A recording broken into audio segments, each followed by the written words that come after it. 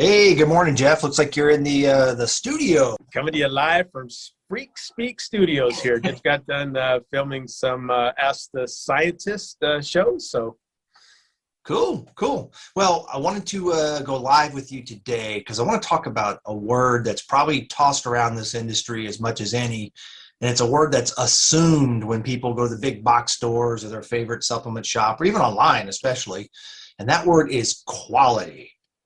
Let's define what that word actually means, because I don't really think about that a lot. Like I'm at the grocery store buying milk or whatever, you kind of assume if it's there, it's got to be good. That there's right. something had to come behind it. But I know in our industry that word is really overused. So let's say what our definition of it is, and we'll start from there. Yeah, and it's interesting because you see a lot of people, social media, online, and this has been over the years saying, "Oh, dietary supplements are unregulated." Well, let me bust that myth.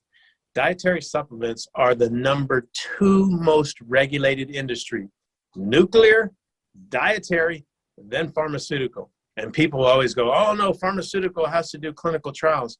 That has nothing to do with the regulations of the manufacturing process. That has to do with the claims that they can make that we can't make. So with that in mind, the government several years ago put out new GMP guidelines, which laid out what needed to be done from a quality standpoint. Quality really is about quality. I mean, what goes into making the product, number one, but more important, what are you now doing to make sure that what you think you're doing, you did it right? Right. What test and balances on that? Well, and a lot of that comes down to, I know there's multiple labs actually that you have inside that facility. And we've seen some videos of other manufacturers and other places that make big claims when it comes to labs. I can't remember how that all shook out, but somehow you realized, I think you said it looked fake or something. No. I mean, I've been doing this for a long time. I have been in a lot of independent laboratories, and most of them are relatively small. Our quality control lab is relatively small in comparison to the overall, square footage of the facility, but it's big enough to handle all the stuff that we need to do. One of the manufacturer videos, not going to say who it was, had a beautiful video about their facility and nice facility, and then they went to talk about quality control, and it was a cut into something that you could tell was not there because people were dressed in different colors. The whole color scheme of this laboratory, it was huge. It was like the size of when I first went into HFL, the Informed Sports Laboratory. Huge. And then later on in the video, they really dive into, okay, we're going to take you into our quality control lab and show you our infrared testing. And then they went into the lab, and I'm like, okay, that's their lab. The rest of it, that wasn't even their lab. That was just something that they cut and pasted in to make it look good. When we show you pictures of our lab, I'm in it. I'm there. So it's not a cut and paste. Right, right. So how about this? It's one thing to say you have a lab, but then it comes down to the equipment that's in that lab for the level of testing that I know we do. Right. And that's not something you just go down to your local Target and buy. I mean, this is specialty equipment that costs more than most people could even dream of making income in a lifetime, some of it. Yeah. I mean, and that's really the main question is, does people assume, again, that every brand does all this? Well, first of all, the majority of the brands, probably 99%, 95%, have to come to somebody else to make their product. They don't make their product. So most of them are just, marketing companies. They don't care about quality. They only care about getting it for $1. Kind of like the MLM businesses, the multi-level. They all got to have their 100% markup. So when you look at, why do we do what we do? But more importantly, like you said, what is the cost? So there's kind of 2 costs. Number one, you can buy the equipment. But laboratory equipment is not plug and play. It's not like plugging in your TV, hooking up the cable, and you're ready to go. No, you have to build methods. You have to develop methods. You've got to build libraries. There's a whole lot of chemistry that goes on. So not only the expense of the equipment, but you have to have qualified chemists, and I'm not talking about, someone who took a year of chemistry in college.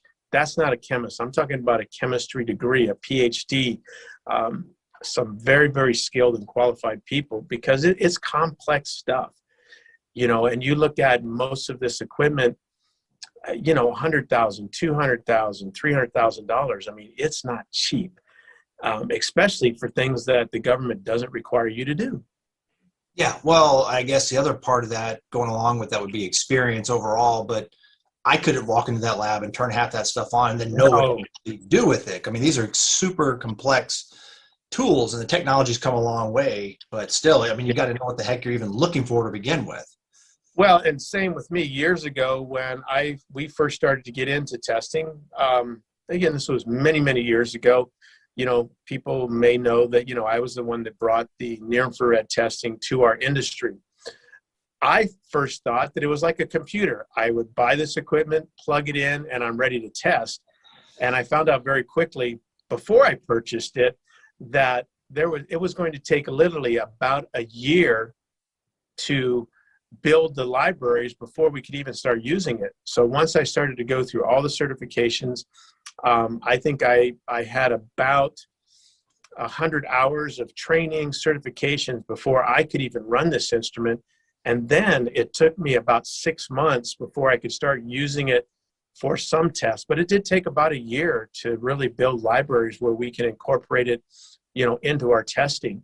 And the same goes with, the heavy metal testing that we do, the quality testing, quantifications of things. You just don't put it in the machine. You have to do a lot of sample prep. You got to do digestions. It's some high-end chemistry, and it takes time. It takes sometimes a day or two just to prep a sample for the machine to be able to accept it. Because again, if the sample is not prepped properly and you don't have a method that's been built, validated, foolproof, that is going to work 100% of the time, then it's completely worthless. Sure. I mean, that's how good science is done. And the other thing, I know we have actually another doctorate level staff member who actually handles quality control outside of just the material. And I'm talking about making sure our labels are always FDA compliant. And that is another whole complexity that I don't even want to learn, even sort of deal with. And thank God there's someone on staff that can do it. Well, that's exactly it. We have quality control, which, they're dealing with the day-to-day operations, signing off on the lines, doing all the testing, making sure that all the paperwork is in line. Then you have the analysts who are analyzing the products. And then we have the data validators who are validating all of our data. Our data has to be 100% accurate. Then you have the quality assurance department, the QA, who is monitoring all of what quality control is doing, from labels to SOPs, to all of our procedures, paperwork, approvals of raw materials. So, I mean, there's a lot that goes in. That's a 25 person department. I mean, it's a lot. And again, it's a big expense, not only for staff, but for the hardware, the equipment, and then all the consumables that you have to buy on a regular basis to be able to do all these testings, from test tubes to standards to pipettes, you name it. Well, and I know another thing, at least that we do, and I can't speak for other manufacturers, right. I'm just not sure what we do, is that when you order in raw material and it's coming from here, there, and everywhere, 100% of it is being tested before it ever even comes through the back door. We are the only manufacturer that I know, and I have talked to the big boys, to the small boys. I don't know anyone else that tests every single drum, every single barrel. They do randomization because, again, FDA says if you can statistically come up with a random testing protocol, basically what that means is, if you could test, 1 out of 20, then statistically you have a good sampling. So you don't need to test the other 19 drums. Or FDA says if you can qualify a vendor and you then could use their vendor C of A, which most people just use that. Well, let me tell you, that ain't worth the paper it's printed on. It's completely worthless. And And again, we found you get in 20 drums, 3 of them could be bad.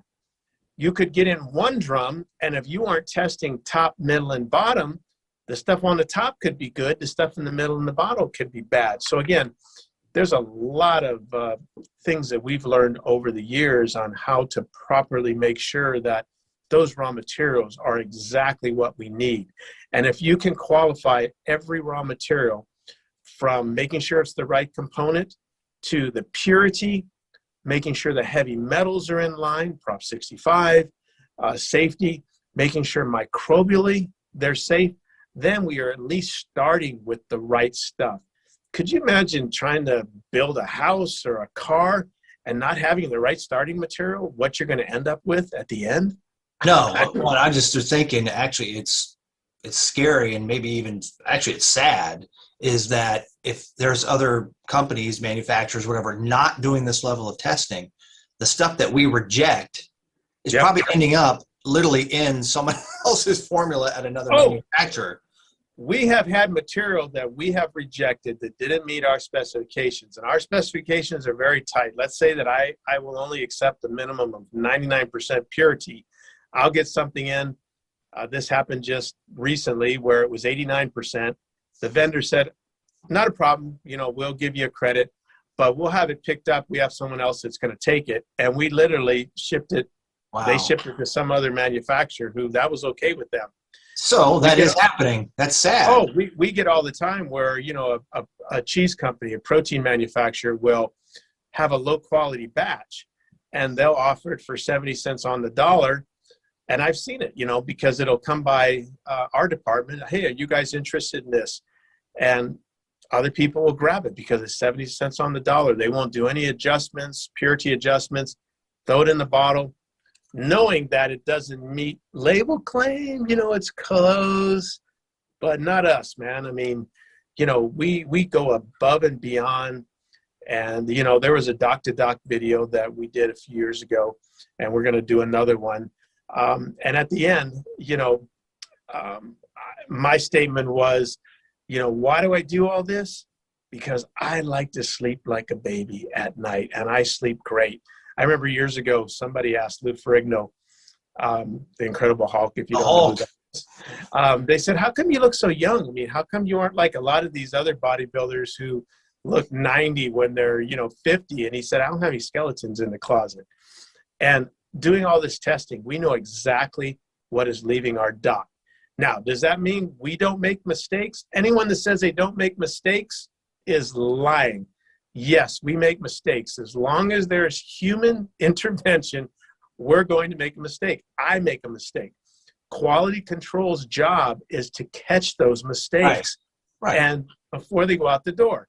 If it's something that we can fix, then quality control will come up with a way to basically fix that. For instance, let's say we're doing a Super V&M, our Vita Drive, and the vitamin C came out a little bit low.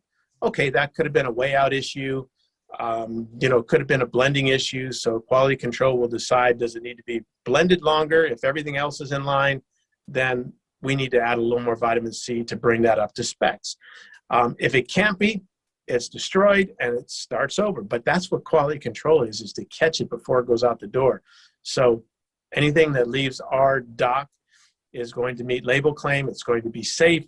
It's going to have no drug contaminations. I mean, all the things we do to assure that anyone could use any of our products and will not have an issue.